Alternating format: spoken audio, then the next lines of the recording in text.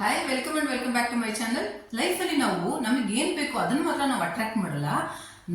ನಾವೇನ್ ಡಿಸರ್ವ್ ಆಗಿರ್ತೀವಿ, ನಮ್ಗೆ ಏನ್ ಅರ್ಹತೆ ಇರುತ್ತೆ ಅದನ್ನ ನಾವು ಅಟ್ರಾಕ್ಟ್ ಮಾಡ್ತೀವಿ.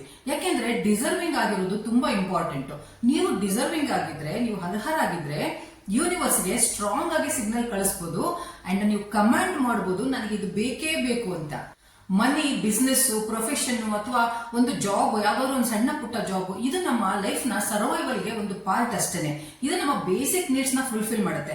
ಆದ್ರೆ ನಮ್ಮಲ್ಲಿ ತುಂಬಾ ಜನ, ನಮ್ಗೆ ತುಂಬಾ ಆಸೆ ಇರುತ್ತೆ, ತುಂಬಾ ಡಿಸರ್ವ್ ಆಗಿರ್ತೀವಿ, ನಮ್ಗೆ ಇದಕ್ಕಿಂತಲೂ ಹೆಚ್ಚು ಏನೋ ಬೇಕು, ಯಾವುದೋ ಒಂದು ಇಂಪಾರ್ಟೆಂಟ್ ಫೀಲ್ಡ್ ಅಲ್ಲಿ ನಾನು ದೊಡ್ಡ ಸಾಧನೆ ಮಾಡಬೇಕು, ಹಾಗೆ ನನ್ನ ಹೆಸರು ಮಾಡಬೇಕು, ಜೊತೆಗೆ ನಾನು ತುಂಬಾ ಹಣವನ್ನ ಮಾಡಬೇಕು. ತುಂಬಾ ಜನಕ್ಕೆ ಆಸೆ ಇರುತ್ತೆ, ನಾನು ತುಂಬಾ ಹಣವನ್ನ ಮಾಡಬೇಕು, ತುಂಬಾ ರಿಚ್ ಲೈಫ್ ಅನ್ನ, ಲಕ್ಸುರಿಯಸ್ ಲೈಫ್ ಅನ್ನ ನಾನು ಮಾಡಬೇಕು ಅಂತ ತುಂಬಾ ಜನಕ್ಕೆ ಅಭಿಲಾಷೆ ಇರುತ್ತೆ. This is doctor Manjula Kiran. I am motivational speaker, law of attraction manifestation trainer and also life coach. ತುಂಬಾ ಜನಕ್ಕೆ ತುಂಬಾ ಆಸೆ ಇರುತ್ತೆ, ನಾನು ತುಂಬಾ ರಿಚ್ ಲೈಫ್ ಅನ್ನ ಮಾಡಬೇಕು, ತುಂಬಾ ಒಳ್ಳೆ ಪೊಸಿಷನ್ ಇರಬೇಕು ಅಂತ. ಅವರು ಡಿಸರ್ವಿಂಗ್ ಆಗಿದ್ರು ಎಷ್ಟು ಸತಿ ಅವರಿಗೆ ಈ ಅವಕಾಶಗಳು ಸಿಗಲ್ಲ. ಈ ಎಷ್ಟೇ ಪ್ರಯತ್ನ ಮಾಡಿದ್ರು ಆ ಒಂದು ಸಂದರ್ಭ ಅವರಿಗೆ ಕೂಡ್ ಬರಲ್ಲ. ಯಾಕೆ? ಅದರಲ್ಲಿ ಕೆಲವು ನ್ಯೂನತೆಗಳಿರುತ್ತೆ. ತುಂಬಾ ಜನಕ್ಕೆ ಜಾಬ್ ರಿಲೇಟೆಡ್ ಸ್ಟ್ರಗಲ್ಸ್ ಇರುತ್ತೆ, ತುಂಬಾ ಜನಕ್ಕೆ ಕೆಲಸ ಇರುತ್ತೆ, ಇನ್ನು ಕೆಲವು ಜನಕ್ಕೆ ಕೆಲಸನೇ ಇರಲ್ಲ. ಹಾಗಾಗಿ ಇಲ್ಲ, ಸಣ್ಣ ಪುಟ್ಟ ಯಾವುದೋ ಒಂದು ಸಣ್ಣ ಪುಟ್ಟ ಸಿಕ್ಕಿದ್ದ ಕೆಲಸ ಮಾಡ್ತಿರ್ತಾರೆ, ಮಾಡ್ಬೇಕು ಅನ್ನೋ ಮನಸ್ಸಿರಲ್ಲ, ಆ ಒಂದು ಎನ್ವಿರಾನ್ಮೆಂಟ್ ಅಲ್ಲಿ ಕೆಲಸ ಮಾಡಕ್ಕಾಗಲ್ಲ. ಹೀಗಾಗಿ but survival of the fittest ಅಂತಾರಲ್ಲ, ಹಾಗಾಗಿ ದಿನನಿತ್ಯ ಜೀವನಕ್ಕೆ ಬೇಕಾಗಿರುತ್ತೆ ಅಂತ ಹೇಳ್ಬಿಟ್ಟು ಮನಸ್ಸಿಲ್ಲದೆ ಇದ್ರು ಆತರ ಒಂದು ಜಾಬ್ ಗಳನ್ನ ಅವರು ಮಾಡ್ತಾ ಇರ್ತಾರೆ. ಸೊ ಯಾವ್ದೋ ಜಾಬ್ ಅನ್ನ ಮಾಡ್ತಾ ಇದ್ರು ಕೂಡ ಅವ್ರ ಮನಸ್ಸಲ್ಲಿ ಇದ್ದೇ ಇರುತ್ತೆ, ನಾನು ದೊಡ್ಡ ಜಾಬ್ ಹೋಗ್ಬೇಕು, ಒಳ್ಳೆ ಪೊಸಿಷನ್ ಅಲ್ಲಿ ಹೋಗ್ಬೇಕು, ನಾನು ಒಳ್ಳೆ MNC ಕಂಪನಿಯಲ್ಲಿ ವರ್ಕ್ ಮಾಡಬೇಕು, ಒಳ್ಳೆ ಪ್ಯಾಕೇಜ್ ತಗೋಬೇಕು, ನಂಗೆ ಒಳ್ಳೆ ಪ್ರೊಫೈಲ್ ಸಿಗ್ಬೇಕು. ಹೀಗೆ ಅವ್ರ ಮನಸ್ಸಲ್ಲೇ ಅದನ್ನ ಹುದುಗಿಕೊಂಡು ಇಟ್ಕೊಂಡಿರ್ತಾರೆ. ಯಾಕೆಂದ್ರೆ ಸದ್ಯಕ್ಕೆ ಆ ಒಂದು ಜಾಬ್ ಸಿಗುವಂತ ಪರಿಸ್ಥಿತಿ ಇರಲ್ಲ. ಅವರು ಡಿಸರ್ವಿಂಗ್ ಇದ್ರೂ ಪರಿಸ್ಥಿತಿ ಇರಲ್ಲ, ಕೆಲವರು ಡಿಸರ್ವ್ ಆಗಿರಲ್ಲ. ಹಾಗಾಗಿ ಇರೋ ಒಂದು ಯಾವುದೇ ಒಂದು ಜಾಬ್ ಅನ್ನ ಮನಸ್ಸು ಇಲ್ಲದೆ ಇದ್ರೂ ಕೂಡ ಅದನ್ನೇ ಮಾಡ್ತಾ ಇರ್ತಾರೆ. ಯಾಕೆಂದ್ರೆ ದಿನನಿತ್ಯದ ಬೇಸಿಕ್ಸ್ ಥಿಂಗ್ಸ್ ಗೆ ಬೇಕಾಗುತ್ತೆ ಅಂತ ಹೇಳ್ಬಿಟ್ಟು. ಹಾಗಾದ್ರೆ ನಾವು ಈಗಿರೋ ಪೊಸಿಷನ್ ಇಂದ, ಅಂದ್ರೆ ನಾನು ಸಣ್ಣ ಪುಟ್ಟ ಜಾಬ್ ಮಾಡ್ತಾ ಇದ್ರೆ ಅಲ್ಲಿಂದ ನಾವು ಹೇಗೆ ದೊಡ್ಡ ಪೊಸಿಷನ್ ತಗೊಳ್ಳೋದು, ಹೇಗೆ ನನ್ನ ಪ್ಯಾಕೇಜ್ ಅನ್ನ ಜಾಸ್ತಿ ಮಾಡ್ಕೊಳ್ಳೋದು, ಹಾಗೆ ನಾನು ಫ್ರೆಶರ್ ಆಗಿದ್ದಿದ್ರೆ ಹೇಗೆ ನನ್ನ ಜಾಬ್ ಅನ್ನ, ಒಳ್ಳೆ ಜಾಬ್ ಅನ್ನ ನಾನು ಮ್ಯಾನಿಫೆಸ್ಟ್ ಮಾಡೋದು, ಇದನ್ನೆಲ್ಲ ಇವತ್ತು ನಾವು ಡಿಸ್ಕಸ್ ಮಾಡೋಣ. ವಿಡಿಯೋ ತುಂಬಾ ಇಂಟ್ರೆಸ್ಟಿಂಗ್ ಆಗಿದೆ. ಎಸ್ಪೆಷಲಿ ಜಾಬ್ ಓರಿಯೆಂಟೆಡ್ ಪೀಪಲ್ ಇದಾರಲ್ಲ, ಈಗ ಅವರು ಡಿಗ್ರಿ ಮುಗಿಸಿ ನೆಕ್ಸ್ಟ್ ಜಾಬ್ ನೋಡ್ತಾ ಇರೋರು ಇರ್ಬೋದು, ಅಥವಾ ಸಣ್ಣ ಪುಟ್ಟ ಜಾಬ್ ಅಲ್ಲಿ ಮಾಡ್ತಾ ಇದ್ದು ಮತ್ತೆ ಯಾವ್ದಾದ್ರು ಒಂದು ಸಣ್ಣ ಪುಟ್ಟ ಬಿಸ್ನೆಸ್ ಮಾಡ್ತಾ ಇದ್ರು, ನಾನು ಒಳ್ಳೆ ಕಂಪನಿಗೆ ಹೋಗ್ಬೇಕು, ಒಳ್ಳೆ ಪ್ರೊಫೈಲ್ ನ ತಗೋಬೇಕು ಅಂತ ಇರೋರಿಗೆ ಈ ವಿಡಿಯೋ ತುಂಬಾ ಇಂಟ್ರೆಸ್ಟಿಂಗ್ ಆಗಿದೆ. ಕೊನೆವರೆಗೂ ನೋಡಿ, ಹಾಗೇನೆ ಲೈಕ್ ಮಾಡಿ, ಶೇರ್ ಮಾಡಿ, ಸಬ್ಸ್ಕ್ರೈಬ್ ಮಾಡೋದನ್ನ ಮರಿಬೇಡಿ. 5 ಸ್ಟೆಪ್ಸ್ ಅನ್ನ ನಾನು ಲೈವ್ ವರ್ಕ್ಶಾಪ್ ಅಲ್ಲಿ ಎಲ್ರಿಗೂ ಹೇಳ್ಕೊಡ್ತಾ ಇರ್ತೀನಿ. 6 ತಿಂಗಳಿಂದ, ವರ್ಷದಿಂದ ಇದನ್ನ ಫಾಲೋ ಮಾಡಿ, ಇದನ್ನ ಈ ಒಂದು ಸ್ಟೆಪ್ಸ್ ಅನ್ನ ಮ್ಯಾನಿಫೆಸ್ಟ್ ಮಾಡಿ ಅವ್ರಿಗಾಗ್ಲೇ ಆಲ್ರೆಡಿ ತುಂಬಾ ಒಳ್ಳೆ ಪೊಸಿಷನ್ ಅಲ್ಲಿ ಇದ್ದಾರೆ, ಒಳ್ಳೆ ಜಾಬ್ ಮತ್ತೆ ಒಳ್ಳೆ ಪ್ಯಾಕೇಜ್ ನ ತಗೊಳ್ತಾ ಇದ್ದಾರೆ. ಸೊ ಈ 5 ರೂಲ್ಸ್ ಅಥವಾ 5 ಸ್ಟೆಪ್ಸ್ ಯಾವ್ದು ಬನ್ನಿ ನೋಡೋಣ. ಮೊದಲನೇದು ಗ್ರಾಟಿಟ್ಯೂಡ್. ಯಾಕೆಂದ್ರೆ ಗ್ರಾಟಿಟ್ಯೂಡ್ ಲಾ ಆಫ್ ಅಟ್ರಾಕ್ಷನ್ ಮತ್ತೆ ಮ್ಯಾನಿಫೆಸ್ಟೇಷನ್ ಅಲ್ಲಿ ತುಂಬಾ ಇಂಪಾರ್ಟೆಂಟ್, ತುಂಬಾ ದೊಡ್ಡ ರೋಲ್ ಅನ್ನ ಅದು ಪ್ಲೇ ಮಾಡುತ್ತೆ. ಯಾಕೆಂದ್ರೆ ಯೂನಿವರ್ಸ್ಗೆ ನೀವು ಈಗಾಗಲೇ ಕೊಟ್ಟಿರೋದಕ್ಕೆ ನೀವು ಧನ್ಯತಾ ಭಾವ ಇಲ್ಲ ಅಂದ್ರೆ, ಗ್ರೇಟ್ಫುಲ್ ಆಗಿಲ್ಲ ಅಂದ್ರೆ ಅದು ಯೋಚನೆ ಮಾಡುತ್ತೆ, ನಾನು ನಿಮಗೆ ಮತ್ತೆ ನೆಕ್ಸ್ಟ್ ಏನಾದ್ರೂ ನಾನು ಕೊಡ್ಬೇಕೋ ಬೇಡವೋ ಅಂತ. ಹಾಗಾಗಿ ನಿಮ್ಮ ಹತ್ರ ಏನಿದೆ, ಒಂದು ಸಣ್ಣ ಪುಟ್ಟ ಜಾಬ್ ಇರ್ಬೋದು, ಸಣ್ಣ ಪುಟ್ಟ ಬಿಸ್ನೆಸ್ ಇರ್ಬೋದು, ಸಣ್ಣ ಪುಟ್ಟ ಸ್ಯಾಲರಿ ಬರ್ತಾ ಇರ್ಬೋದು, ಇದಕ್ಕೆ ನೀವು ಗ್ರೇಟ್ಫುಲ್ ಆಗಿರಿ, ಥ್ಯಾಂಕ್ಸ್ ಅನ್ನ ಹೇಳ್ತಾ ಇರಿ.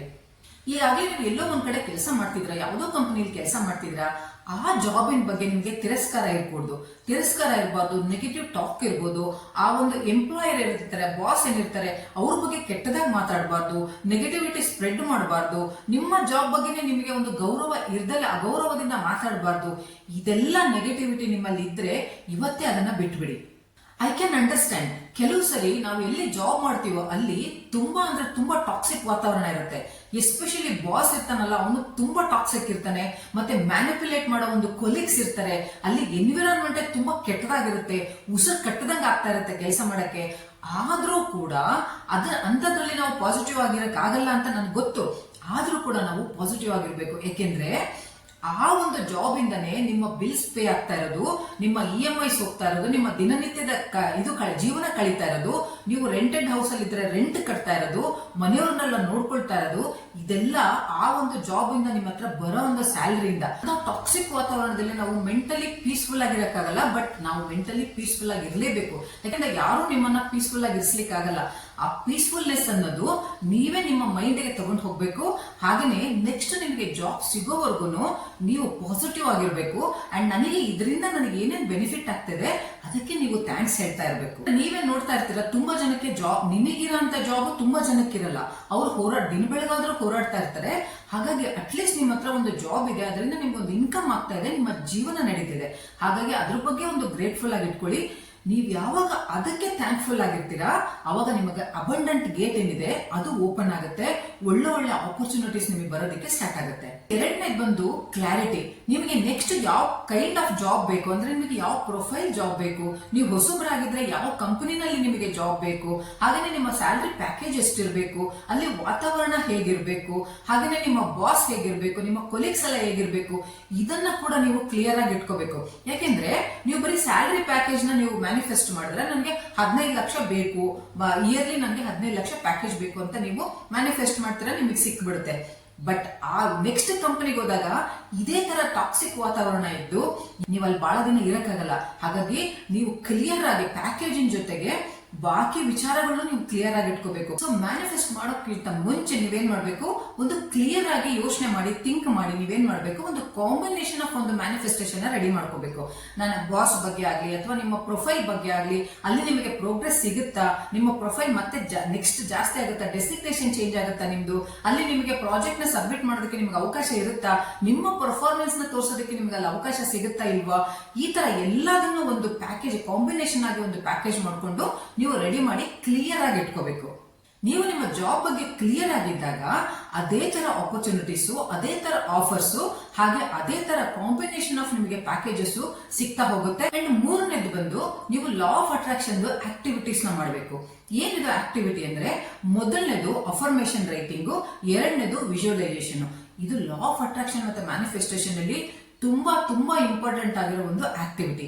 ಯಾಕೆಂದ್ರೆ ಮ್ಯಾನಿಫೆಸ್ಟೇಷನ್ ಅಲ್ಲಿ ಅಫರ್ಮೇಷನ್ ತುಂಬಾ ಇಂಪಾರ್ಟೆಂಟ್ ಪಾರ್ಟ್ ಇರುತ್ತೆ. ಹಾಗಾಗಿ ನೀವು ಕ್ಲಿಯರ್ ಆಗಿ ಒಂದು ಅಫರ್ಮೇಷನ್ ನ ರೆಡಿ ಮಾಡ್ಕೋಬೇಕು. ನೀವು ಈಗಾಗಲೇ ಆ ನಿಮ್ಮ ಡ್ರೀಮ್ ಜಾಬ್ ನ ನೀವು ಹೊಂದ್ಬಿಟ್ಟಿದ್ದೀರಾ, ನೀವು ಸಂತೋಷವಾಗಿದ್ದೀರಾ ಅಂತ ಪ್ರೆಸೆಂಟ್ ಟೆನ್ಸ್ ಅಲ್ಲಿ ಅಫರ್ಮೇಷನ್ ನ ನೀವು ರೆಡಿ ಮಾಡ್ಕೊಂಡು ಕ್ಲಿಯರ್ ಆಗಿ ಅದನ್ನ ಬರಿಬೇಕಾಗತ್ತೆ. ನಿಮ್ಗಾಗ್ಲೇ ಗೊತ್ತಿದೆ ಅಫರ್ಮೇಷನ್ ಹೇಗೆ ಬರೆಯೋದು ಅಂತ, ನಾನು ಹಿಂದಿನ ವಿಡಿಯೋಗಳಲ್ಲಿ ಹೇಳಿದೀನಿ. ಥ್ಯಾಂಕ್ ಯು ಯೂನಿವರ್ಸ್, ನನಗೆ ವಿಪ್ರೋ ಕಂಪನಿಯಲ್ಲಿ ಸಾಫ್ಟ್ವೇರ್ ಇಂಜಿನಿಯರ್ ಆಗಿ ನನಗೆ ಕೆಲಸ ಸಿಕ್ಕಿದೆ. 10 lakhs per annum ನಾನು ಸ್ಯಾಲರಿಯನ್ನ ಡ್ರಾ ಮಾಡ್ತಾ ಇದ್ದೀನಿ. ಅಥವಾ ನೀವು ಗೌರ್ಮೆಂಟ್ ಜಾಬ್ ನೋಡ್ತಾ ಇದ್ರೆ, ಥ್ಯಾಂಕ್ ಯು ಯೂನಿವರ್ಸ್, ನನಗೆ SBI ಬ್ಯಾಂಕ್ ಅಲ್ಲಿ ಅಥವಾ ಇನ್ಯಾವುದೋ ಗೌರ್ಮೆಂಟ್ ಸೆಕ್ಟರ್ ಅಲ್ಲಿ ನನಗೆ ಜಾಬ್ ಸಿಕ್ಕಿದೆ, ನಾನು ಇಷ್ಟು ಸ್ಯಾಲರಿಯನ್ನ ಡ್ರಾ ಮಾಡ್ತಾ ಇದ್ದೀನಿ. Thank you universe, thank you universe, thank you universe. ಈ ರೀತಿಯಾಗಿ ನೀವು ಈಗಾಗಲೇ ನಿಮ್ಮ ಡ್ರೀಮ್ ಜಾಬ್ ನಿಮ್ಗೆ ಸಿಕ್ಬಿಟ್ಟಿದೆ, ಈಗಾಗಲೇ ನೀವು ಆ ಜಾಬ್ಗೆ ಹೋಗ್ತಾ ಇದ್ದೀರಾ ಅನ್ನೋ ತರ ನೀವು ಅಫರ್ಮೇಷನ್ ಅನ್ನ ರೆಡಿ ಮಾಡಿಕೊಂಡು ಅಫರ್ಮೇಷನ್ ಅನ್ನ ಬರಿಬೇಕಾಗತ್ತೆ. ಅಂಡ್ ಎರಡನೇದು ವಿಜುವಲೈಸೇಷನ್. ಅದನ್ನ ನೀವು 2 ಸರಿ ಮಾಡಬೇಕು. ಮಾರ್ನಿಂಗ್ ನೀವು ಎದ್ದೇಳೋದಕ್ಕಿಂತ ಮುಂಚೆ 5 ನಿಮಿಷ ಮುಂಚೆ, ಹಾಗೆ ನೀವು ನೈಟ್ ಮಲ್ಗೋದಕ್ಕೆ 5 ನಿಮಿಷ ಮುಂಚೆ. ಹೇಗೆ ವಿಜುವಲೈಸ್ ಮಾಡಬೇಕು ಅಂದ್ರೆ, ನೀವು ಸಿಸ್ಟಮ್ ಓಪನ್ ಮಾಡಿ, ಯಾವುದೋ ನಿಮ್ಗೆ ಆಫರ್ ಬಂದಿದೆ, ನಿಮ್ಗೆ ಗೊತ್ತಾಯ್ತು, ಅದಕ್ಕೆ ನೀವು CV ಶೇರ್ ಮಾಡಿದೀರಾ, ನಿಮ್ಮ CV ಶಾರ್ಟ್ ಲಿಸ್ಟ್ ಆಗಿ ಬಂದಿದೆ, ಇಂಟರ್ವ್ಯೂ ಕಾಲ್ ಬಂದಿದೆ, ನಿಮ್ಗೆ ಇಂಟರ್ವ್ಯೂ ಅಟೆಂಡ್ ಮಾಡಿದೀರಾ, ಇಂಟರ್ವ್ಯೂನ ಸಕ್ಸಸ್ಫುಲ್ ಆಗಿ ಮಾಡಿದೀರಾ, ನೀವು ಏನ್ ಅನ್ಕೊಂಡು ಹೋಗಿದ್ರಿ ಅದೇ ತರ ಕ್ವಶನ್ಸ್ ಬಂದಿದೆ. ಸೊ ಇಂಟರ್ವ್ಯೂ ಸಕ್ಸಸ್ಫುಲ್ ಆಗಿ ಕ್ಲಿಯರ್ ಆಗಿದೆ ನಿಮ್ದು. ಹಾಗೇನೆ ಸ್ವಲ್ಪ ಹೊತ್ತಾದ್ಮೇಲೆ ನಿಮಗೆ ಆಫರ್ ಲೆಟರ್ ಕೂಡ ಬಂತು. ಆಫರ್ ಲೆಟರ್ ಜಾಯ್ನಿಂಗ್ ಡೇಟ್ ಎಲ್ಲ ನಿಮಗೆ ಸಿಕ್ತು. ಜಾಯ್ನಿಂಗ್ ಡೇಟ್ ನೋಡ್ಬಿಟ್ಟು ನೀವು ತುಂಬಾ ಖುಷಿ ಆದ್ರಿ, ಮನೆಯವ್ರಿಗೆಲ್ಲ ಹೇಳಿದ್ರಿ, ಅದನ್ನ ಸಂತೋಷ ಪಟ್ರಿ, ದೇವರಿಗೆ ನಮಸ್ಕಾರ ಮಾಡಿದ್ರಿ. ಅಂಡ್ ಜಾಬ್ ನಿಮ್ಮ ಜಾಯ್ನಿಂಗ್ ಡೇಟ್ ದಿನ ನೀವು ನೀಟಾಗಿ ಡ್ರೆಸ್ ಅಪ್ ಮಾಡ್ಕೊಂಡು ಜಾಬ್ಗೆ ಹೋಗ್ತಾ ಇದ್ದೀರಾ. ಇದನ್ನ ನೀವು ನೀಟಾಗಿ ವಿಜುವಲೈಸ್ ಮಾಡಬೇಕು. ಡೈಲಿ 2 times ಮಾಡ್ಬೇಕಾಗತ್ತೆ. ಅಂಡ್ 4ನೇದು ಇನ್ಸ್ಪೈರ್ಡ್ ಆಕ್ಷನ್ಸ್. ಯಾಕೆಂದ್ರೆ ನಿಮ್ಗೆ ಈಗಾಗಲೇ ನೀವೇನ್ ಮಾಡಿದ್ರಿ, ಅಫರ್ಮೇಷನ್ ಮಾಡಿದ್ರಿ, ನೀವು ಗ್ರಾಟಿಟ್ಯೂಡ್ ಇಟ್ಕೊಂಡ್ರಿ, ವಿಜುವಲೈಸೇಷನ್ ಮಾಡಿದ್ರಿ, ಎಲ್ಲ ಆಯ್ತು. ನಿಮಗೆ ಎಲ್ಲಿಂದನೋ ಒಂದು ಆಪರ್ಚುನಿಟೀಸ್ ಬಂತು, ನಿಮಗೆ ಯಾವ್ದೋ ಸೋರ್ಸ್ ಇಂದ ನಿಮಗೆ ಇಲ್ಲೆಲ್ಲೋ ಜಾಬ್ ಇದೆ ಅಂತ ನಿಮಗೆ ಗೊತ್ತಾಯ್ತು, ಅಥವಾ ಒಂದು ಕಾಲ್ ಇಮೇಲ್ ಬಂತು, ಇಲ್ಲ ಯಾವ್ದೋ ಒಂದು ಆಡ್ ಅಲ್ಲಿ ನಿಮಗೆ ಜಾಬ್ ಇದೆ ಅಂತ ನೋಡಿದ್ರಿ, ಇಲ್ಲ ಯಾರೋ ರೆಫರ್ ಮಾಡಿದ್ರು, ಅವಾಗ ನೀವೇನ್ ಮಾಡ್ಬೇಕು, ಇನ್ಸ್ಪೈರ್ಡ್ ಆಕ್ಷನ್ ತಗೋಬೇಕು. ಅಂದ್ರೆ ನೀವು ಯಾವ್ದಾದ್ರೂ ಒಂದು ಫೀಲ್ಡ್ ಅಲ್ಲಿ ಲ್ಯಾಕ್ ಆಗಿದ್ದೀರಾ, ಕಮ್ಯುನಿಕೇಶನ್ ಪ್ರಾಬ್ಲಮ್ ಇದೆಯಾ, ಅಥವಾ ಡೇಟಾ ಸೈನ್ಸ್ ಅಥವಾ ಇನ್ಯಾವುದೋ ಪೈಥಾನೋ, C++, ಯಾವುದೋ ಒಂದು ಫೀಲ್ಡ್ ಅಲ್ಲಿ ನೀವು ಮಾರ್ಕೆಟಿಂಗ್ ಅಲ್ಲೋ ಅಥವಾ ಫಿನಾನ್ಸ್ ಅಲ್ಲೋ ಯಾವುದೋ ಒಂದು ಫೀಲ್ಡ್ ಅಲ್ಲಿ ಸ್ವಲ್ಪ ನಿಮಗೆ ನಾಲೆಜ್ ಕಡಿಮೆ ಇದೆ ಅಂದ್ರೆ ಅದನ್ನ ಇಂಪ್ರೂವ್ ಮಾಡ್ಕೋಬೇಕು. ಕಮ್ಯುನಿಕೇಶನ್ ಸ್ಕಿಲ್ಸ್ ನ ಇಂಪ್ರೂವ್ ಮಾಡ್ಕೋಬೇಕು. ಹೀಗೆ ನೀವು ಇನ್ಸ್ಪೈರ್ಡ್ ಆಕ್ಷನ್ಸ್ ನ ತಗೋಬೇಕು. ನಾನು ಸ್ಟಾರ್ಟಿಂಗ್ ಅಲ್ಲಿ ನಿಮ್ಗೆ ಹೇಳ್ದೆ ನಾವೇನು ಅಟ್ರಾಕ್ಟ್ ಮಾಡ್ತೀವೋ ಅದು ಮಾತ್ರ ಸಿಗಲ್ಲ ನಮಗೆ, ನಾವೇನ್ ಡಿಸರ್ವ್ ಆಗಿರ್ತೀವಿ ಅದು ನಮಗೆ ಸಿಗುತ್ತೆ ಅಂತ. ಹಾಗಾಗಿ ನಿಮ್ಮನ್ನ ನೀವು ಡಿಸರ್ವಿಂಗ್ ಮಾಡ್ಕೋಬೇಕು. ಯಾವ್ದಾದ್ರು ಫೀಲ್ಡ್ ಅಲ್ಲಿ ನೀವು ಲ್ಯಾಕ್ ಆಗಿದ್ದೀರಾ ಅಂದ್ರೆ ಅದನ್ನ ಇಂಪ್ರೂವ್ ಮಾಡ್ಕೋಬೇಕು. ಹಾಗೇನೆ ಆಕ್ಷನ್ಸ್ ತಗೋಬೇಕು. ನೀವು ಯಾವಾಗ ಆಕ್ಷನ್ಸ್ ತಗೊಳಕ್ ಸ್ಟಾರ್ಟ್ ಮಾಡ್ತೀರಾ ಅವಾಗ ನಿಮಗೆ ಯೂನಿವರ್ಸ್ ಸಿಗ್ನಲ್ಸ್ ಕೊಡೋದಕ್ಕೆ ಶುರು ಮಾಡುತ್ತೆ. ನೀವು ಯಾವಾಗ ಡಿಸರ್ವ್ ಆಗ್ತೀರಾ, ನನಗೆ ಇನ್ನೂ ಈಗಿರೋ ಎಕ್ಸಿಸ್ಟಿಂಗ್ ಜಾಬ್ಗಿಂತ ನನಗೆ 20% 30% ಸ್ಯಾಲರಿ ಪ್ಯಾಕೇಜ್ ಜಾಸ್ತಿ ಬೇಕು ಅಂತ ನೀವು ಯಾವಾಗ ಡಿಸರ್ವ್ ಆಗ್ತೀರಾ, ನಿಮ್ಮ ನೀವು ಒಳಗಿಂದ ಕಾನ್ಫಿಡೆನ್ಸ್ ಜಾಸ್ತಿ ಮಾಡ್ಕೊಳ್ತೀರಾ, ಸ್ಕಿಲ್ಸ್ ನ ಜಾಸ್ತಿ ಮಾಡ್ಕೊಳ್ತೀರಾ, ಅವಾಗ ಏನಾಗುತ್ತೆ ಯೂನಿವರ್ಸು ನಿಮ್ಮನ್ನ ಅರ್ಥ ಮಾಡ್ಕೊಂಡು ನಿಮಗೆ ಏನನ್ನ ಕೊಡಬೇಕೋ ಅದನ್ನೇ ಅದು ಹುಡುಕೋದಕ್ಕೆ ಸ್ಟಾರ್ಟ್ ಮಾಡುತ್ತೆ. ಎಲ್ಲಿಂದ ನಿಮಗೆ ಸಿಗ್ನಲ್ಸ್ ಗಳು ಬರೋದಕ್ಕೆ ಶುರು ಆಗುತ್ತೆ. ನಿಮ್ಮನ್ನ ನೀವು ಡಿಸರ್ವ್ ಮಾಡ್ಕೊಂತೀರಾ, ನಿಮ್ಮ ಸ್ಕಿಲ್ಸ್ ನ ಜಾಸ್ತಿ ಮಾಡ್ಕೊಳ್ತೀರಾ, ಅವಾಗ ನಿಮಗೆ ಒಳಗಿಡನೇನೆ ಕಾನ್ಫಿಡೆನ್ಸ್ ಬರೋದಕ್ಕೆ ಸ್ಟಾರ್ಟ್ ಆಗುತ್ತೆ. ನಾನು ಡಿಸರ್ವ್ ಆಗಿದ್ದೀನಿ, ನಾನು ಈಗಿರೋದಕ್ಕಿಂತ 100 ಪಟ್ಟು ಜಾಸ್ತಿ ಸಂಬಳವನ್ನ ತಗೊಳ್ಳೋದಕ್ಕೆ ರೆಡಿ ಇದ್ದೀನಿ, ಇದಕ್ಕಿಂತ ಒಳ್ಳೆ ಪ್ರೊಫೈಲ್ ನಾನು ಪಡೆಯೋದಕ್ಕೆ ನಾನು ಡಿಸರ್ವಿಂಗ್ ಆಗಿದ್ದೀನಿ. ಆ ಒಂದು ನಿಮ್ಮ ಡಿಸರ್ವ್ನೆಸ್ ಏನಿದೆ, ಆ ಒಂದು ನಿಮ್ಮ ಕಾನ್ಫಿಡೆನ್ಸ್ ಏನಿದೆ ಅದು 100 ಪಟ್ಟು ಜಾಸ್ತಿ ಆಗುತ್ತೆ. ಆವಾಗ ನೀವು ಏನೇ ಕೇಳಿದ್ರು, ಎಂತ ಡ್ರೀಮ್ ಜಾಬ್ ನ ಅಟ್ರಾಕ್ಟ್ ಮಾಡಕ್ ಹೋದ್ರು ಇಮಿಡಿಯೇಟ್ ಆಗಿ ಅಟ್ರಾಕ್ಟ್ ಮಾಡ್ತಾ ಬರುತ್ತೆ. And final step law of attraction ಮೇಲೆ, ಮ್ಯಾನಿಫೆಸ್ಟೇಷನ್ ಮೇಲೆ, ಯೂನಿವರ್ಸ್ ಮೇಲೆ ನಿಮಗೆ 100% ಬಿಲೀವ್ ಇರಬೇಕು.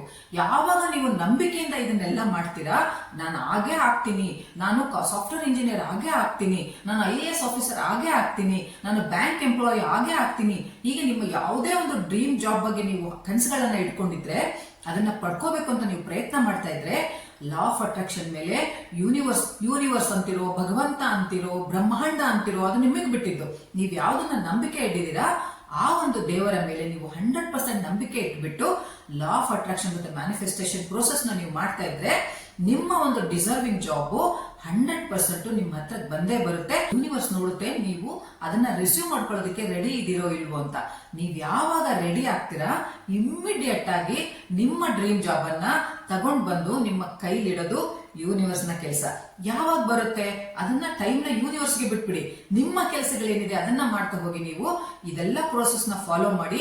ದೇವರ ಮೇಲೆ ನಂಬಿಕೆ ಇಡಿ, ಯೂನಿವರ್ಸ್ ಮೇಲೆ ನಂಬಿಕೆ ಇಡಿ, ಬ್ರಹ್ಮಾಂಡದ ಮೇಲೆ ನಂಬಿಕೆ ಇಡಿ. ಮೋಸ್ಟ್ ಇಂಪಾರ್ಟೆಂಟ್ ನಿಮ್ಮ ಮೇಲೆ ನಿಮ್ಗೆ ನಂಬಿಕೆ ಇರಲಿ. ಕಮೆಂಟ್ ಮಾಡಿ ಹೇಳಿ ನೀವು ಯಾವ ಜಾಬ್ ನ ಮ್ಯಾನಿಫೆಸ್ಟ್ ಮಾಡಿದ್ರಿ, ನಿಮಗೆ ಯಾವ ಪ್ಯಾಕೇಜ್ ಅಲ್ಲಿ ನಿಮಗೆ ಆ ಒಂದು ಡ್ರೀಮ್ ಜಾಬ್ ನಿಮಗೆ ಸಿಕ್ತು ಅಂತ. ಮತ್ತೆ ಮುಂದಿನ ವಿಡಿಯೋದಲ್ಲಿ ನಾನು ಭೇಟಿ ಆಗ್ತೀನಿ. All the best.